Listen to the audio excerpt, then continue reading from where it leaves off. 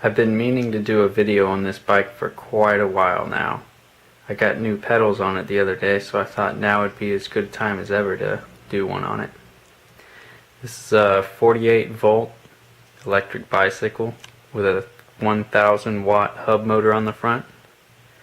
It's pretty low profile, so not many people notice it's an electric bike. There's a 48 volt lithium iron phosphate battery pack on it that weighs about 20 pounds. The motor itself weighs about 10 pounds, so the bike is pretty heavy. I have a simple on-off switch because the on-off switch on the throttle actually consumes more power when it's off than when it's on. Max speed is about 28 miles an hour. I'm going to go down a street later and cut out the audio because I'm going to mount the camera right here and it's going to pick up every bump on the road. But yeah, I'll get back to you in a minute.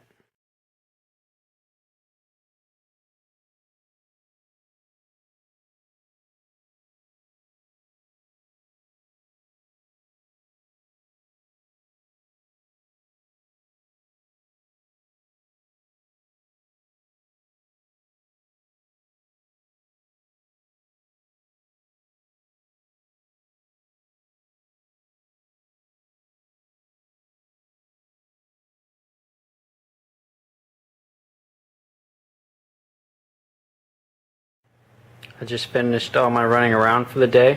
Put about 10 miles on the bike.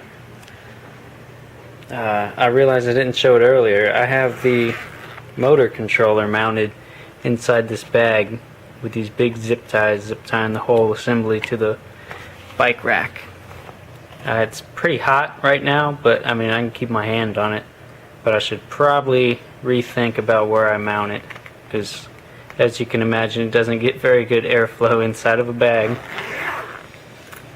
The charger I'm using is a 6 amp charger for lithium iron phosphate batteries, because that's what I'm using in my pack. It's a pretty sizable charger. It's got an internal fan to cool it. The connector is just simply a red-black connector.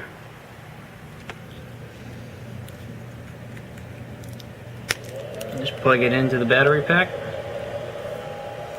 The battery pack has a separate input for charging and then has an output for discharging. Let's see if I can find it. Right here. Coming out of the same hole to a rather large pair of connectors. You can see them right there. I don't use those connectors because they're pretty hard to wiggle apart, so I just put it on this switch, like I said.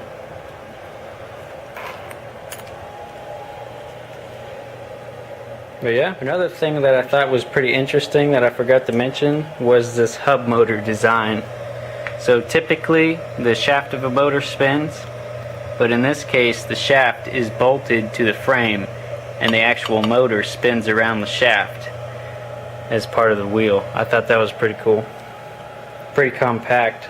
I chose the front tire motor so that I wouldn't have to modify any of the back half of the bike. No chains, no sprockets, no nothing. Worked out pretty nice.